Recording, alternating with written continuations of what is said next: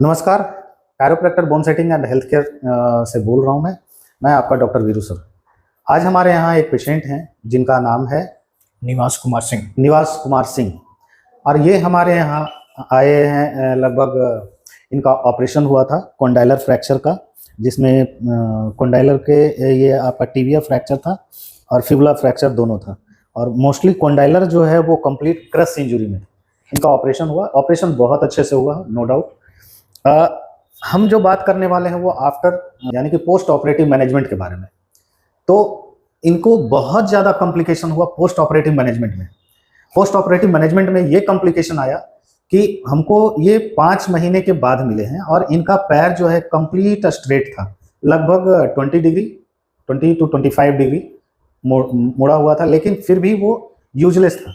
बस वो देखने के लिए था कि मुड़ रहा है, लेकिन उसका कोई यूज नहीं।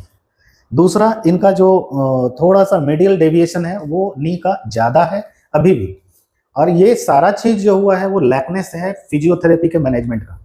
क्योंकि मैं खुद फिजियोथेरेपिस्ट हूँ और ये मुझे बोलना पड़ रहा है, ये मेरे लिए बहुत दिक्कत की बात है और बहुत अच्छी बात नहीं है, मुझे भी बुरा लग रहा है। लेकिन लोगों को अवेयरनेस जाना चाहिए कि क्या चीज़ें होनी चाहिए, क्या चीज़ें नहीं होनी चाहिए। इन्होंने पूरे मंथ में क्या फेस किया, इन दिनों में क्या फेस किया, इनका कितना रिकवरी हुआ, कितना रिकवरी होना चाहिए था, ये सारी बातें। क्योंकि जब भी किसी बॉडी पार्ट का ऑपरेशन होता है, खास करके जॉइंट का, तो वो पार्ट इनिशियली वो एकदम से न्यू बॉर्न बेबी लाइक होता है। वो अपना सब कुछ भूल जाता है, सारा एक्टिविटी भूल जाता है वो अपना। फिर से हम लोग उसको रीएजुकेट करवाते हैं, उसका रूम एक्सरसाइज करवाते हैं। लेकिन अब एक्सरसाइज कराने के पैटर्न में डिफरेंसेस आते हैं। तो डिफरेंसेस क्या आते हैं जो हम इनसे सुनते हैं, क्योंकि इन्होंने डिफरेंसेस फेस किया है, इनको पता है कि कैसा डिफरेंसेस था और क्या हो। तो निवास जी, आप बताएंगे शुरू से अपनी कहानी कि कैसे करके आपका हुआ है। हमने ऑपरेशन कराया, ऑपरेशन करा के हमने 20 दिन तक हॉस्पिटल में रहा, फिर उसके बाद घर पे आया। तो हमने फिजियोथेरेपी डॉक्टर साहब क्या आपको एडवाइस किया? डॉक्टर साहब एडवाइस किए कि आप एडवाइस किए फिजियोथेरेपी कराने के लिए जी। 20 दिन के बाद ही? 20 दिन के बाद ही जी। ठीक है। तो हमने किसी को हायर कर लिया फिजियोथेरेपी कराने के लिए, घर पे ही बुला के फिजियोथेरेपी कराया। उन्होंने बहुत जोर से फिजियोथेरेपी कराया। हमने 2-3 महीना लगातार फिजियोथेरेपी कराते रह गया। हम 2 बार फिजियोथेरेपी लोग को चेंज किए, जिसमें किसी ने बोला पैर टेढ़ा है तो ऐसे कीजिए, तो किसी ने बहुत जोर जोर से फिजियोथेरेपी कराया, जो मेरा बहुत ज्यादा पेन होता था। इसके कारण हम बहुत ज्यादा दुखी थे।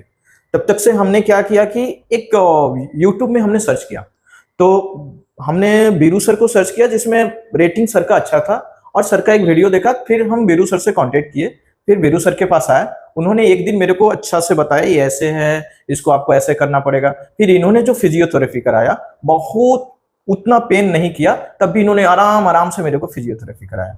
तो हमारा अब उसके मुताबिक आज के डेट में हम 80% एकदम ठीक हो गए। अब सबसे पहली बार जब हमारे पास निवास थे तब ये 2 स्टिक से चल रहे थे, और आज के डेट में ये कंडीशन है कि ये 1 स्टिक पे आए हैं।